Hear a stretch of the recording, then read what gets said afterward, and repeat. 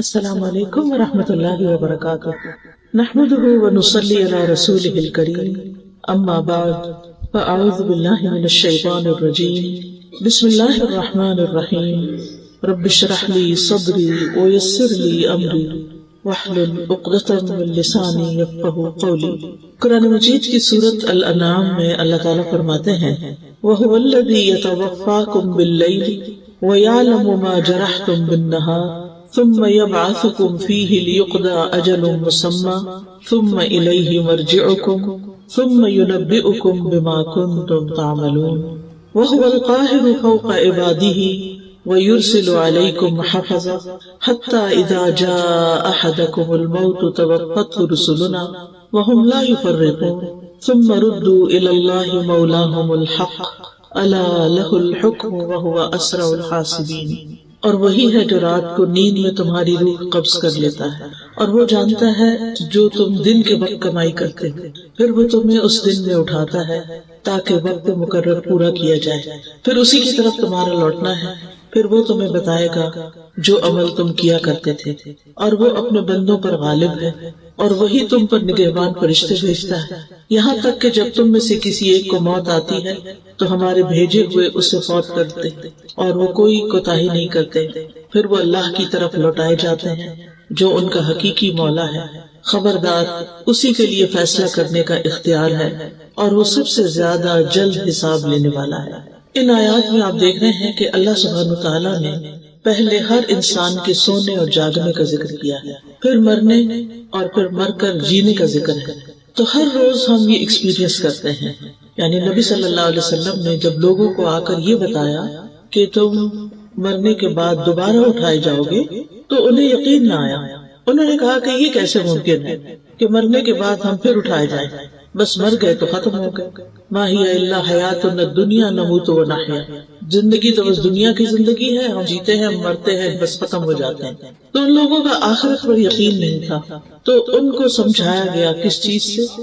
ہر روز کے سونے اور جاگنے کے عمل سے، کہ کس طرح انسان ہر روز رات کو سو جاتا ہے، اللہ تعالیٰ اس کی ایک روح قبض کرتے ہیں، پھر وہ صبح جاگ اٹھتا ہے۔ تو ایسے ہی ہوگا کہ موت کے بعد انسان سو جائے گا اور پھر قیامت کے دن دوبارہ اٹھے گا۔ جیسے روزانہ سونے کے بعد اٹھنا کچھ مشکل کام نہیں، تو اللہ سبحانہ تعالیٰ کے لیے موت کے بعد کسی کو زندہ کرنا، دوبارہ جگانا، اٹھانا کچھ مشکل کام نہیں، اور یہ کام اللہ سبحانہ تعالیٰ کے لیے بہت آسان ہے۔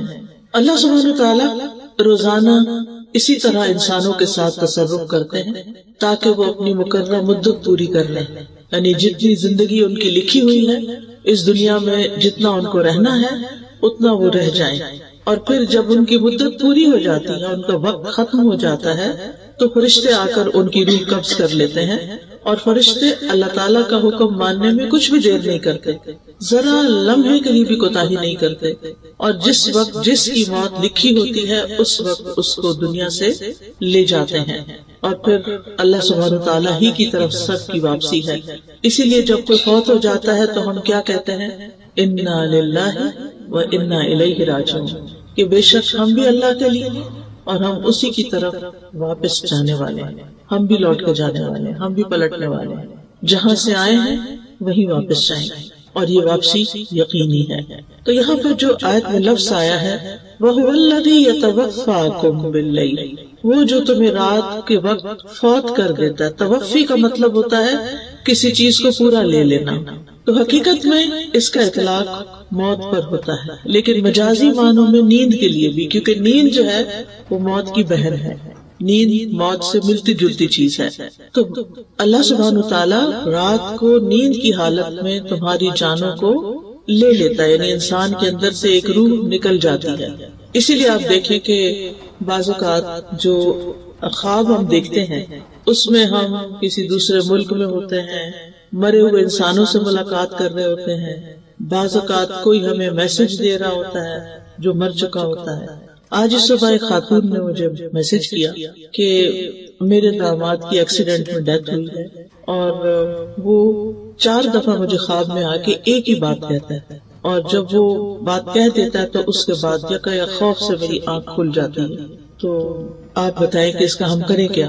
تو میں نے کہا کہ پہلے آپ مجھے یہ بتائیں وہ کیا کہتا ہے. کہتے وہ کہتا ہے کہ آپ میری امی سے جا کے کہیں کہ میرے ساتھ ایسا سلوک نہ کریں، میں ان کا بیٹا ہوں، میں انہی کا بیٹا ہوں، اور وہ میرے ساتھ ایسے نہیں کرے. اب کیسے نہیں کرے؟ تو میں نے کہا کہ اس سے تو یہی اشارہ ملتا ہے کہ ماں کسی بات پر اس سے خفا تھی جب وہ فوت ہوا ہے، ناراض تھی، اور شاید اس ناراضگی کا کچھ اثر ابھی تک دل میں باقی ہے. تو ظاہر ہے کہ اگر کوئی شخص فوت ہو جاتا ہے اور اس کی ماں اس سے ناراض ہے تو پھر خیر نہیں، پھر کچھ نہ کچھ آگے اس کی پکڑ ہے، کتنی ہو تو اللہ ہی بہتر جانتا ہے. لہٰذا دنیا میں انسانوں کے ساتھ ہمیں اپنے معاملات صاف کر لینے چاہیے. ہمیں نہیں پتا کہ ہماری موت کب آ جائے گی، ہم کب دنیا سے چلے جائیں گے، اور اس بات سے تو بہت ڈرنا چاہیے کہ ہماری وجہ سے ہماری ماں روئے، ہمارے کسی سلوک پر، ہمارے کسی رویے پر، ہمارے کسی طریقے پر، ہماری کسی عادت پر، تو ماں کو رلانا نہیں چاہیے. ایک مرتبہ نبی صلی اللہ علیہ وسلم کے پاس ایک شخص آیا اور کہنے لگا کہ میں آپ کے ساتھ ہجرت اور جہاد کرنا چاہتا ہوں. آپ نے پوچھا تم نے اپنے ماں باپ کو کس حال میں چھوڑا؟ تو وہ بولا کہ وہ رو رہے تھے، کیونکہ میں ایک ہی تھا ان کی خدمت کرنے کے لیے، تو وہ رو رہے تھے. آپ نے فرمایا تم واپس جاؤ، فَفِيهِمَا فَجَاهِدْ، انہی میں جا کے جہاد کرو، انہیں ان کی خدمت کرو، اور جس طرح تم انہیں رلا کے آئے ہو ایسے ہی جا کر تم انہیں ہنساؤ. تو ہم میں سے ہر ایک کا یہ فرض بنتا ہے کہ وہ اپنے ماں باپ کے ساتھ حسن سلوک کرے اور ماں باپ کو خوش رکھے. اگر کسی بات پر ماں باپ کے ساتھ اختلاف بھی ہو تو بھی اس اختلاف کو جلد ختم کر لینا چاہیے. بعض اوقات ماں باپ ایسی باتیں کہتے ہیں جو ہمیں پسند نہیں ہوتی، یا ایسی بات کہتے ہیں جو ہمارے لیے ماننی بہت مشکل ہوتی ہے، لیکن پھر بھی اس میں آپس میں بات چیت کر کے کوئی نہ کوئی اس کا حل، کوئی نہ کوئی اس کا راستہ ضرور نکالنا چاہیے. اور اس حال میں موت ہرگز نہیں آنی چاہیے کہ ماں باپ ناراض ہوں، وہ دونوں یا کوئی ایک. اور اگر ہم نے نادانی میں ایسا کچھ کر لیا ہے، ہم نے اپنی زندگی میں کوئی ایسے کام کیے کہ جس سے وہ خوش نہیں تھے اور وہ دنیا سے جا چکے ہیں، تو ان کے پیچھے ان کے لیے خوب خوب دعائیں کریں، ان کی بخشش کی دعائیں کریں، ان کی طرف سے صدقہ خیرات کریں، ان کے رشتہ داروں سے حسن سلوک کریں، کیونکہ والدین کے مرنے کے بعد جو ان سے حسن سلوک ہوتا ہے اس کا ایک حصہ یہ ہے کہ زندگی میں وہ جن لوگوں سے محبت کرتے تھے، جن لوگوں کا وہ خیال رکھتے تھے، ان کا خیال رکھا جائے، یعنی ان سے محبت کی جائے، ان کو پوچھا جائے. بعض اوقات تو اپنے بہن بھائیوں کو، رشتہ داروں کو جو مالی لحاظ سے کمزور ہے ان کی کچھ مال سے مدد کرتے تھے، اور اگر اللہ ہمیں توفیق دے تو اپنے والدین کے ان رشتہ داروں کی مالی مدد جاری رکھنی چاہیے. اسی طرح اگر وہ کسی خاص موقع پر کوئی صدقہ خیرات کرتے تھے تو وہ صدقہ خیرات ان کی طرف سے جاری رہنا چاہیے جب تک ہم زندہ ہیں. پھر ہمارے بعد ہماری اولاد تو جو بھی کرے گی، لیکن ہم اپنے والدین کی لیگیسی کو آگے لے کے بڑھنے والے ہیں. حضرت عمر رضی اللہ عنہ کے ایک بیٹے تھے عبداللہ بن عمر، جو نبی صلی اللہ علیہ وسلم کی ہر معاملے میں بہت اتباع کیا کرتے تھے، بہت پیروی کرتے تھے. تو ایک بار وہ حج پہ جا رہے تھے. ان کا طریقہ یہ تھا کہ جب حج پہ جاتے تھے تو اونٹ کے ساتھ ساتھ اپنا گدھا بھی رکھتے تھے. آپ کو معلوم ہے کہ اونٹ کی سواری تھکا دینے والی ہوتی ہے، اور جب وہ اونٹ پر بیٹھے بیٹھے تھک جاتے تھے تو پھر گدھے کو سواری کے لیے استعمال کرتے تھے. اور راستے میں چونکہ مٹی گرد بہت ہوتی تھی تو وہ اپنے سر پہ پگڑی پہنتے تھے. اب وہ جا رہے تھے تو راستے میں ایک بدو ملا، تو اس سے ملاقات کی تو پتہ چلا کہ یہ حضرت عمر کے دوست کا بیٹا ہے. تو انہوں نے اپنا گدھا بھی اور اپنی پگڑی دونوں ان کو دے دی. تو حضرت عبداللہ بن عمر کے ساتھی کہنے لگے کہ آپ نے تو دونوں چیزیں اس کے حوالے کر دی، آپ کا سفر کیسے گزرے گا؟ تو کہنے لگے کہ یہ میرے والد عمر کے دوست کا بیٹا تھا، تو مجھے خیال آیا کہ میں اس کے ساتھ حسن سلوک کروں، کیونکہ اس کا باپ میرے باپ کا دوست تھا. تو ہمارا دین کہاں تک ہمیں خیر خواہی اور خیال رکھنے اور رشتوں کو نبھانے اور تعلقات کو نبھانے کا حکم دیتا ہے. اور یہ صحابہ کرام تھے جن کے دلوں میں دنیا کی محبت نہیں تھی، اپنے لیے کم ہی کچھ بچا کے رکھتے تھے، دینے والے تھے. اور عربوں کے دل تو ویسے بھی بڑے وسیع ہوتے ہیں اور ایک قدرتی بھی ان کے اندر دینے کا مزاج پایا جاتا ہے، لیکن اسلام نے آ کر اس دینے کے مزاج کو اور خوبصورت بنا دیا اور اللہ کی خاطر کرنے والا بنا دیا، جس کا پھر اجر ہی اجر ہے. تو بات میں یہ کر رہی تھی کہ بعض اوقات نیند کے وقت انسان خواب میں ایسی ایسی جگہوں پر پہنچ جاتا ہے، حالانکہ فزیکلی وہ بستر پر ہوتا ہے، تو وہ دراصل اس کی روح ہوتی ہے، اور وہ روح سے ملاقات کر سکتی ہے، یعنی گھوم پھر کے اور پچھلے فوت شدہ لوگوں سے یا زندہ لوگوں سے یا کچھ بھی. تو یہ اللہ تعالیٰ کا ایک ایسا نظام ہے، اللہ تعالیٰ کی قدرت کا ایک ایسا مظہر ہے جسے ہم سب ایکسپیرینس کرتے ہیں، اور اس سے پتہ چلتا ہے کہ اللہ سبحانہ وتعالیٰ وہ کام کرتا ہے جو بندے نہیں کر سکتے. یعنی اللہ تعالیٰ اگر روح لے جائے اور واپس نہ کرے تو کوئی بندہ اس روح کو ڈال نہیں سکتا، اور اگر اللہ تعالیٰ کسی کو بچانا چاہے تو کوئی کسی کو مار نہیں سکتا، وہ اس کی حفاظت کے لیے کوئی بھی رستہ نکال دے گا. لہٰذا ہماری زندگیوں میں بہت سی ایسی چیزیں ہو جاتی ہیں جن کے بعد ایک سوالیہ نشان رہ جاتا ہے کہ ایسا کیوں ہوا. تو بات یہ ہے کہ یہ تقدیر کا ایک حصہ تھا، اللہ کا فیصلہ تھا جو پورا ہو گیا. اس کے پیچھے کیا حکمت تھی، کیا بہتری تھی، بعض اوقات ہمیں سمجھ میں نہیں آتا، لیکن اللہ سبحانہ وتعالیٰ ہر چیز کا علم رکھتا ہے. قد احاط اللہ بکل شیء علما، اللہ تعالیٰ نے اپنے علم کے ساتھ ہر چیز کا احاطہ کر رکھا ہے، ماضی، حال، مستقبل سب جانتا ہے. کس انسان کے فائدے میں کیا چیز ہے اور نقصان میں کیا چیز ہے، کس کی موت جلدی آنی چاہیے اور کس کی موت تاخیر سے ہونی چاہیے، اس کا علم اللہ تعالیٰ کو زیادہ ہے.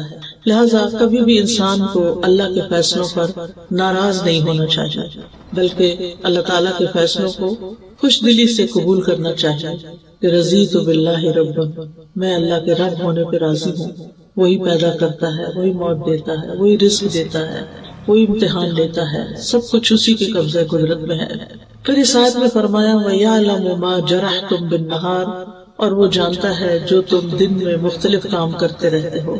جرح کا لفظی مطلب ہوتا ہے زندہ چیز کی جلد، اسکن جو ہوتی ہے، اور چمڑے کو کسی تیز دھار چیز کے ساتھ پاڑ دینا، جیسے چھری، تلوار، ناخن، کچلی والے دانت، ان کے ذریعے اسکن کو کاٹنا جرح کہلاتا ہے. اسی لیے زخم کے لیے لفظ جرح استعمال ہوتا ہے، اور زخمی کو مجروح کہتے ہیں. اردو میں بھی یہ لفظ استعمال ہوتا ہے مجروح.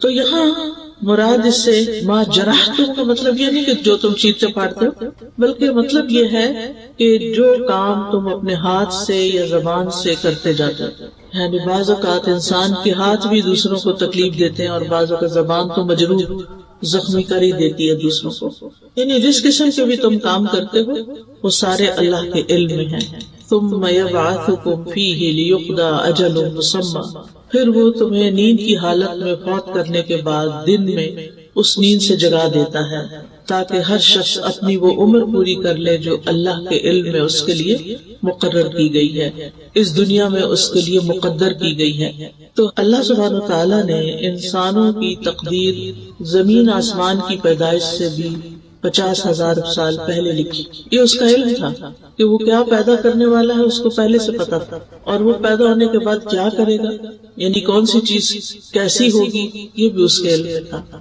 ایک پتا بھی گرتا ہے تو وہ اللہ کے علم میں ہوتا ہے. تو بعض اوقات میں جب کسی درخت کو دیکھتی ہوں تو حیران ہو جاتی ہوں کہ اس کے پتوں کا ہم احاطہ نہیں کر سکتے صرف ایک درخت کے. یعنی کچھ درخت اتنے گھنے ہوتے ہیں جیسے بیری کا درخت ہے یا اور بھی کئی درخت ہوتے ہیں، ٹالی وغیرہ ہوتی ہے، کہ اگر ہم ان کو گننا چاہیں تو ہمارے دل لگ جائیں ان کو، اور پھر بھی شاید غلطی کر دیں، اور یہ سارے جھڑتے ہیں اور پھر زمین میں گل مل جاتے ہیں، پھر نئے پتے آ جاتے ہیں. سال ہر سال تک یہی کچھ ہوتا تھا. یہ سب کچھ اللہ کو پہلے سے پتا تھا کہ یہ درخت فلاں جگہ لگے گا اور اس پر ہر سال اتنے پتے آئیں گے، اس درخت کی عمر اتنے سال. ہمیں نہیں پتا ہوتا کب یہ درخت جل جائے، ختم ہو جائے، لیکن اللہ کو پتا ہے. ایسے ہی انسانوں کے بارے میں ہمیں نہیں پتا ہوتا کب کس دن کس کی موت کا وقت لکھا ہے اور وہ آ جائے، لیکن اللہ کو پتا ہوتا ہے. تو یہ اللہ تعالیٰ کا علم ہے. اور یہاں سے یہ بات بھی پتہ چلتی ہے کہ موت کا وقت مقرر ہے، وہ آگے پیچھے نہیں کیا جا سکتا. ہاں یہ ضرور ہو سکتا ہے کہ کچھ اعمال جو ہیں انسان کی زندگی میں برکت پیدا کرتے ہیں اور تھوڑے وقت میں انسان بہت کچھ کر کے چلا جاتا ہے اس دنیا سے. لیکن یہ بات یاد رکھنی چاہیے، نمبر ایک یہ کہ ہم یہاں ہمیشہ رہ نہیں سکتے اس دنیا میں، ہمیں یہاں سے جانا ہی جانا ہے. یعنی ہم میں سے ہر ایک پر موت آنی ہے. اور دوسری بات یہ ہے کہ موت کے بعد اللہ کے پاس جانا ہے، اللہ کو منہ دکھانا ہے. ثم الیہ مرجعکم، یعنی تمہارا اس دنیا میں اپنی زندگی کے پورا ہو جانے کے بعد اکیلے اللہ کی طرف لوٹ جانا ہے. ٹھیک ہے لوٹ جانا ہے، پھر کیا ہوگا؟ ثم ينبئكم، پھر وہ تمہیں بتائے گا بما کنتم تعملون، جو کچھ تم کرتے رہے. ہم میں سے ہر ایک کو سوچنا چاہیے وہ کیا کر رہا ہے اپنی زندگی کے، کیا وہ جو کچھ کر رہا ہے وہ اللہ تعالیٰ کی پسند کے مطابق ہے یا اللہ تعالیٰ کی ناراضگی کے مطابق. ہم بعض اوقات بڑے اچھے اچھے کام کر رہے ہوتے ہیں لیکن اس سے ہمارے دل میں کبھی بھی یہ خیال نہیں آیا کہ یہ ہم اللہ کو خوش کرنے کے لیے کر رہے ہیں. ہم کر رہے ہیں کیونکہ ہمیں اچھے لگتے ہیں وہ کام، ہمارے دل کو اچھے لگتے ہیں، ہمارے نفس کے مطابق ہوتے ہیں، ہمارا پیشن ہوتے ہیں، وہ اس لیے ہم کر رہے ہوتے ہیں. لیکن ہم میں سے ہر ایک کو سوچنا چاہیے کہ جو کچھ بھی وہ کر رہا ہے وہ کس کے لیے کر رہا ہے اور اس کا بدلہ وہ کس سے چاہتا ہے. ثم ينبئكم بما كنتم تعملون. اب یہ جو بتایا جائے گا تو اس سے پتہ چلتا ہے کہ ہم میں سے ہر ایک اپنا نامہ اعمال دیکھے گا، اور جب دیکھے گا تو پکار اٹھے گا ما لهذا الكتاب لا يغادر صغيرة ولا كبيرة الا احصاها. اس کتاب کو کیا ہو گیا ہے کہ اس نے نہ کوئی چھوٹی بات چھوڑی ہے نہ کوئی بڑی، مگر اس کو گن گن کے لکھ لیا، شمار کر لیا.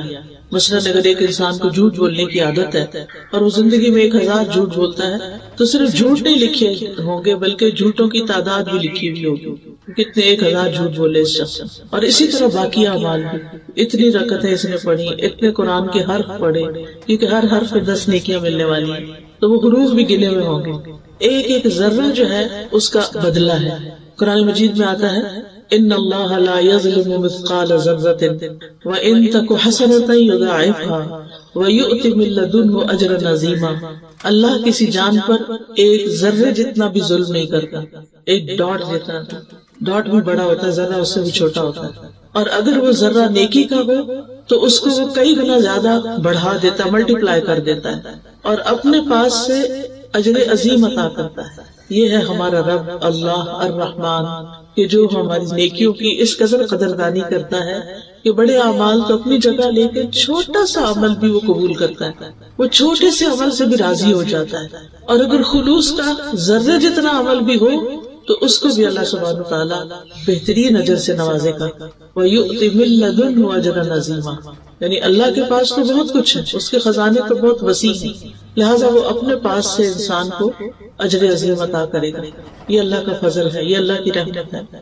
حلال کمائی میں سے ایک لقمہ جو انسان اللہ کے راستے میں خرچ کرتا ہے، اللہ سبحانہ وتعالیٰ اس کو اپنے دائیں ہاتھ سے قبول کرتا ہے، دائیں ہاتھ میں لیتا ہے، پھر اس کو بڑھاتا ہے، بڑھاتا ہے، بڑھاتا ہے، حتیٰ کہ ایک لقمہ احد پہاڑ جتنا بڑا ہو جاتا ہے. آپ میں سے کسی نے احد پہاڑ دیکھا ہوگا، تقریباً 12 میل تک اس کی رینج، اور بہت ہیوی قسم کا پہاڑ، بھاری قسم کا. صرف ایک مرسل، ایک لقمہ جو آپ کسی کو کھلا دیتے ہیں. بس شرط یہ ہے کہ اللہ کی خاطر کھلائے، اور شرط یہ ہے کہ حلال کمائی میں سے ہو، کیونکہ ان اللہ طیب لا يقبل الا الطیب. اللہ تعالیٰ پاک ہے اور وہ پاک چیز کے علاوہ قبول ہی نہیں کرتا. یعنی حرام مال کو وہ قبول نہیں کرتا، مشکوک مال کو وہ قبول نہیں کرتا، پاکیزہ مال ہی کو قبول کرتا ہے جو انسان محنت سے کماتا ہے اور پھر محنت سے اپنے دل لگا کے اس کو خرچ کرتا ہے، اپنے دل کی خوشی سے اس کو آگے دیتا ہے. اور پھر صحیحوں میں تو ایک ایک چیز لکھی ہوئی ہے جسے کوئی مٹا نہیں سکتا، اور ہر چھوٹی بڑی بات کل کبیر و صغیر مستقر، اور چھوٹی سے چھوٹی چیز اور بڑی سے بڑی چیز سطروں میں لکھی ہوئی، مستقر، سطر کہتے ہیں نا، لائن، یعنی تحریر شدہ، ریکارڈڈ ہے، لکھی ہوئی ہے. اللہ تعالیٰ فرماتے ہیں سورۃ المجادلہ میں احصاہ اللہ ونسوہ، اللہ نے انہیں گن گن کر رکھا ہے جبکہ وہ اسے بھول چکے. انسان اپنے اعمال کر کے بھول جاتا ہے، زبان سے باتیں نکال کے بھول جاتا ہے، اپنے رویوں کو فراموش کر دیتا ہے، لیکن اللہ سبحانہ وتعالیٰ اس کو نہیں بھولتا. وَهُوَ الْقَاهِرُ فَوْقَ عِبَادِهِ، اور وہ اپنے بندوں کے اوپر غالب ہے، قاہر ہے. امام راضی کہتے ہیں اس قہر کے کئی معنی ہیں. ایک معنی ہے کہ اللہ تعالیٰ اس طرح غالب ہے کہ ایک چیز کو عدم سے وجود میں لے آتا ہے، یعنی he makes something out of nothing. تو عدم سے وجود میں لانے والا صرف وہ ہے. ہم انسان جو کچھ بناتے ہیں وہ اللہ کے بنائے ہوئے چیزوں کو مولڈ کرتے رہتے ہیں، اسی کو ڈھالتے ہیں مختلف شکلوں میں، ان کو بنا لیتے ہیں، اپنے پاس سے کچھ نہیں کر سکتے کہ کوئی چیز سرے سے ہے ہی نہیں اور ہم اس کو ایجاد کر لیں۔ دوسرا یہ ہے کہ جو چیزیں موجود ہیں ان کو وہ فنا کرنے پر بھی غالب ہے، یعنی نہیں تو بنانے پہ قادر ہے، اور ہے تو اس کو ملیامیٹ کرنے پر بھی قادر ہے۔ اور پھر تیسری چیز یہ ہے کہ متضاد چیزوں کو پیدا کرتا ہے، یعنی رات اور دن اور اسی طرح بہت ساری چیزیں۔ اور چوتھی بات یہ کہ وہ اپنے فیصلوں کو نافذ کرنے پہ قادر ہے، یعنی جو اس نے ڈیسائیڈ کیا ہو وہ اس کو کر لیتا ہے۔ یعنی انما امرہ اذا اراد شیئا ان یقول له کن فیکون، اس کو صرف کن کہنے کی ضرورت ہوتی ہے۔ چار چیزوں کو اس نے اپنے ہاتھ سے بنایا، باقی سب کن کہہ کے بنایا۔ وہ چار چیزیں کون سی؟ قلم، آدم علیہ السلام، جنت عدن اور عرش الہی، اور باقی چیزیں کن کہہ کے۔ ان چار چیزوں کو اللہ نے بڑی عزت بخشی، قلم کو عزت دی ہے، عرش کو عزت دی ہے، آدم علیہ السلام کو عزت دی ہے، اور جنت عدن کو عزت دی ہے۔ پھر فرمایا وَيُرْسِلُ عَلَيْكُمْ حَفَظًا، وہ تم پر نگران بھیجتا ہے، یعنی فرشتے۔ حفاظت کے فرشتوں کی دو قسمیں ہیں، ایک وہ ہیں جو ہمارے جسم کی حفاظت پر مامور ہیں، بدن کی حفاظت کرتے ہیں اور اس کو گھیرے ہوئے ہوتے ہیں، اس سے شیطان کی تکلیفوں کو دور کرتے ہیں۔ سورۃ الرعد میں آتا ہے لَهُ مُعَقِّبَاتٌ مِّن بَيْنِ يَدَيْهِ وَمِن خَلْفِهِ يَحْفَظُونَهُ مِنْ أَمْرِ اللَّهِ، اس کے لیے اس کے سامنے سے اور اس کے پیچھے سے پہرے دار مقرر ہیں جو اللہ کے حکم سے اس کی حفاظت کرتے ہیں۔ يَحْفَظُونَهُ مِنْ أَمْرِ اللَّهِ، یعنی من امر اللہ سے مراد بِأَمْرِ اللَّهِ، اللہ کے حکم کے ساتھ۔ دوسرے وہ فرشتے ہیں جو انسان کے اعمال کی حفاظت پر مامور ہیں، یعنی جو ایک ایک حرکت اور ایک ایک کام پر نگاہ رکھتے ہیں اور ہر ایکشن، ہر چیز کا پورا ریکارڈ مینٹین کر رہے ہیں۔ جیسا کہ اللہ تعالیٰ فرماتے ہیں ام یحسبون انا لا نسمع سرهم ونجواهم بلا ورسلنا لدیہم یکتبون، کیا وہ سمجھتے ہیں کہ ہم ان کے راز اور ان کی سرگوشیاں نہیں سنتے؟ یعنی یہ جو چھپ چھپ کے باتیں کرتے ہیں ہمیں نہیں پتا؟ کیوں نہیں؟ ہمارے بھیجے ہوئے فرشتے ان کے پاس ہی لکھتے رہتے ہیں۔ ہم سمجھتے کوئی نہیں سن رہا، ہم دائیں دیکھتے ہیں، بائیں دیکھتے ہیں، اوپر نیچے دیکھتے ہیں، کوئی نہیں اب بات کر لو۔ نہیں، فرشتے تو کہیں نہیں جاتے، وہ تو ادھر بیٹھے ہوتے ہیں۔ آپ شروع کرتے ہیں لکھ کے یا بول کے یا وسپر کر کے، تو ساتھ ہی لکھنا شروع کر دیتے ہیں اور ریکارڈ کر لیتے ہیں۔ لہذا انسان کہیں بھی محفوظ نہیں ہے کہ وہ کہیں چھپ جائے یا اللہ سے بھاگ جائے۔ بھاگ کے دکھائے نہیں بھاگ سکتے، جانا تو اسی کے پاس ہے۔ کوئی موت سے نہیں بھاگ سکتا، کوئی اللہ تعالیٰ کے حضور حاضر ہونے سے نہیں بھاگ سکتا۔ جو بھاگے گا اس کو پکڑ کر اللہ کے حضور حاضر کر دیا جائے گا۔ اور ان فرشتوں کو حافظین بھی کہا گیا ہے، وَإِنَّ عَلَيْكُمْ لَحَافِظِينَ كِرَامًا كَاتِبِينَ يَعْلَمُونَ مَا تَفْعَلُونَ، اور بے شک تم پر یقیناً نگران مقرر ہیں جو معزز لکھنے والے ہیں، وہ جانتے ہیں جو کچھ تم کرتے، ان کو سب پتا ہے، تمہارے کھلے چھپے ہر چیز کا انہیں علم ہے۔ اب سوال یہ پیدا ہوتا ہے کہ اللہ تعالیٰ نے فرشتوں کے ذریعے نامہ اعمال کیوں لکھوایا ہے؟ یعنی اللہ تعالیٰ کو اگر خود ہی پتا ہے تو پھر فرشتوں سے کیوں لکھوایا ہے؟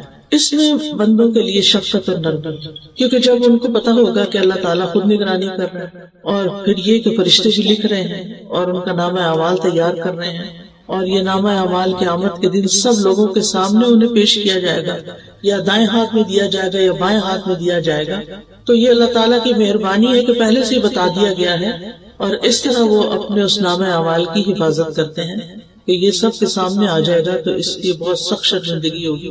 تو مجھے اپنے ظاہر اور باطن کو ایک کر لینا چاہیے، یہ نہیں کہ میرے دو روح ہوں، ڈبل فیس ہو، میں لوگوں کے سامنے کچھ ہوں، میں تنہائی میں کچھ ہوں، میں اپنوں میں کچھ اور ہوں اور کسی اور کے سامنے اور ہوں، اپنے گھر میں کچھ اور ہوں اور باہر کچھ اور ہوں۔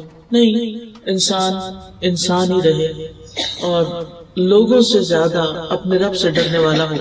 پھر فرمایا حتی اذا جاء احدکم الموت توفته رسلنا، یہاں تک کہ جب ان میں سے کسی کی موت کا وقت آ جاتا ہے تو ہمارے فرشتے جو اس سلسلے میں مقرر ہیں وہ اس کو پورا لے لیتے ہیں۔ یعنی یہ جو کرامن کاتبین ہیں یہ زندگی کی مدت ختم ہونے تک بس حفاظت کرتے ہیں، اور جب مدت ختم ہو جاتی ہے تو دوسرے فرشتے آ جاتے ہیں، ڈیوٹی چینج ہو جاتی ہے، یہ فرشتے چلے جاتے ہیں ہمیشہ کے لیے واپس، اور وہ فرشتے آتے ہیں جنہیں انسان کو فوت کرنے کا کام دیا گیا، وہ فوراً حاضر ہو جاتا ہے، اور ان کا سردار ملک الموت کہلاتا ہے۔ جب موت کا وقت آتا ہے تو فرشتے دور تک خد نگاہ نظر آنے لگتے ہیں انسان، آپ نے دیکھا ہوگا کہ کئی مریض یہ بھی کہتے ہیں کہ بہت لوگ آ گئے ہیں، جگہ بناؤ، کھڑکی کھول دو، دروازہ کھول دو، پیچھے ہٹ جاؤ، جگہ بناؤ. یہ اکثر سننے کو ملتا ہے، یعنی مرنے والا اس طرح کی باتیں کر رہا ہوتا ہے. تو مومن کی روح جب فرشتے لینے آتے ہیں تو حد نگاہ تک فرشتے، اور وہ نورانی چہروں والے ہوتے ہیں، خوبصورت فرشتے ہوتے ہیں، جس کی وجہ سے میت کو ایک اطمینان ہو جاتا ہے. پھر ملک الموت آتے ہیں اور وہ فرشتوں کے سردار ہیں جو موت کا کام کرتے ہیں، اور وہ اس کے سرہانے کے پاس بیٹھ جاتے ہیں اور کہتے ہیں یا ایتھا النفس المطمئنہ ارجعی الی ربک راضیۃ مرضیہ فادخلی فی عبادی وادخلی جنتی ایھا الروح الطیب اخرجی من جسد طیب. اے پاک روح، پاکیزہ جسم سے باہر آ جاؤ. اور وہ روح ان کے کہنے پر ایسے باہر آ جاتی ہے جیسے پانی کا قطرہ کسی بوتل میں سے باہر نکل جائے آسانی کے ساتھ، کیونکہ اس کو رب کی ملاقات کی بشارت مل چکی ہوتی ہے کہ رب راضی ہے تم سے. تو وہ خوش ہو جاتی ہے کہ اب آگے مشکل نہیں ہے، اب جانا چاہیے. پھر اس کو دنیا سے زیادہ آخرت میں محبت لگ جاتی ہے. تو ایسے بندے سے اللہ تعالیٰ بھی ملنا چاہتا ہے جو اللہ کی ملاقات کی خواہش رکھتا ہو. ابن عباس کہتے ہیں کہ بہت سے فرشتے ملک الموت کے معاون ہیں، لہٰذا جو ہی روح نکلتی ہے تو ملک الموت روح نکال کے لے کے فوراً فرشتوں کے حوالے کر دیتے ہیں. پھر وہ جو نیک شخص ہوتا ہے اس کے لیے جنت سے کفن آتا ہے، روح کے لیے الگ کفن ہوتا ہے، اور جنت کی خوشبو حنوط بھی لاتا ہے، اس کا نام حنوط ہے، حانون واو توئے. تو وہ اس خوشبودار کفن میں اس کی روح لپیٹتے ہیں اور اس کو لے جاتے ہیں فوراً. یعنی فرشتے اس کو لے کے آگے چل پڑتے، آسمانوں کی طرف جاتے ہیں. جہاں جہاں سے فرشتے گزرتے ہیں اس روح کو لے کر، تو فرشتوں کا کوئی بھی گروہ جو راستے میں نظر آتا ہے وہ پوچھتا ہے کہ یہ کون پاکیزہ روح ہے.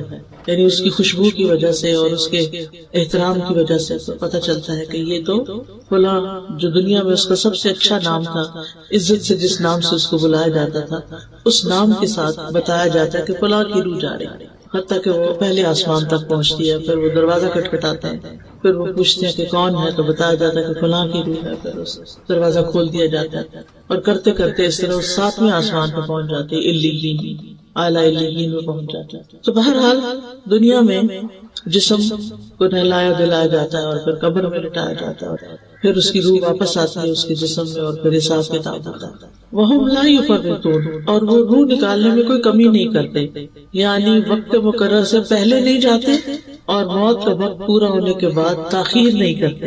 یعنی اپنی ڈیوٹی پرفیکٹلی انجام دیتے ہیں، کوئی کوتاہی نہیں کرتے، نہ پہلے جاتے نہ لیٹ جاتے، این ٹائم پر. اور پھر یہ بھی مانا کیا گیا ہے کہ روح کو اس کے مقام تک پہنچانے میں کوئی کمی نہیں کرتے. اگر وہ اعلیٰ علیین سے تعلق رکھتا ہے تو وہاں لے جاتے ہیں اس کو، اور اگر کوئی برا انسان ہے، بدکار انسان ہے، تو اس کو سجین میں بھی لے جاتے ہیں، کیونکہ آسمان کے دروازے ایسے لوگوں کے لیے کھلتے ہی نہیں اور ان کو پٹخا مارا جاتا ہے اور سجین میں ان کی روح جاتی ہے. اور سجین ایک قید خانہ ہے. سجین کے بارے میں عام طور پر لوگوں کے اندر غلط فہمی پائی جاتی ہے. اس میں ہم دیکھتے ہیں کہ علماء جو ہیں سجین کے 2 معنی کرتے ہیں. ایک تو وہ جو قرآن مجید میں آتا ہے کلا ان کتاب الابرار لفی علیین، اور پھر اسی طرح لفی سجین جو برے لوگوں کا نام ہے.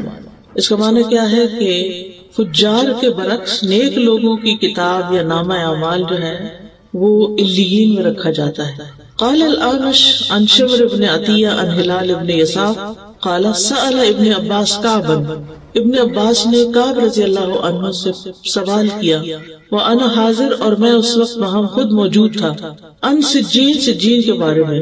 قال هي الأرض السابعة، کہ یہ 7ویں زمین ہے، وفيها ارواح الكفار، اور اس میں کفار کی روحیں ہوتی ہیں. وسألہ عن علیین، اور ان سے علیین کے بارے میں بھی پوچھا. فقال هي السماء السابعة، تو انہوں نے کہا کہ یہ 7واں آسمان ہے. وفيها ارواح المؤمنین، اور اس میں مومنوں کی روحیں ہیں. وهكذا قال غیر واحد ان السماء السابعة، کہ وہ 7ویں آسمان میں ہے. یعنی علیین کہاں ہے؟ 7ویں آسمان میں. اور وہاں علیین ایک طرح سے سمجھو جنت ہی ہے. اب وہاں پر پہنچ کر ثم ردوا الی اللہ مولاہم الحق، پھر وہ اپنے حقیقی مولا، سچے مولا، اصل مولا یعنی اللہ سبحانہ وتعالی کی طرف لوٹا دیے جاتے ہیں. کیوں؟ تاکہ ان کا حساب لیا جائے، تاکہ وہ قیامت کے دن جزا سزا پا سکیں۔ مولا جو ہے اس کا معنی ہوتا ہے جو لوگوں کے سارے امور اور معاملات کا ذمہ دار ہوتا ہے، یعنی جو گھر والوں کو ان کے کاموں میں اسسٹ کر رہا ہوتا ہے۔ تو حقیقی مولا جو ہے وہ اللہ سبحانہ وتعالیٰ ہی ہے۔ الا لہ الحکم وہو اسرع الحاسبین، خبردار حکم اسی کے لیے ہے اور وہ سب سے جلد حساب لینے والا ہے، یعنی ساری مخلوق کو یک بارگی اٹھا کے سب سے اکٹھا حساب بھی لے سکتا ہے، اس کے لیے کچھ مشکل نہیں۔ تو ان آیات سے یہ پتہ چلتا ہے کہ اللہ تعالیٰ اپنی تمام مخلوقات کی حرکات و سکنات کا احاطہ کیے ہوئے ہے۔ پھر یہ کہ سونا اور جاگنا اللہ کی بنائی ہوئی آخرت کی یاد دلاتا ہے اور یہ یاد آنی چاہیے۔ پھر یہ کہ ہمیں موت کی تیاری کرنی چاہیے، موت کو یاد رکھنا چاہیے۔ ہر نماز میں اپنی موت کو یاد رکھیں، اس سے نماز میں خشوع و خضوع آئے گا۔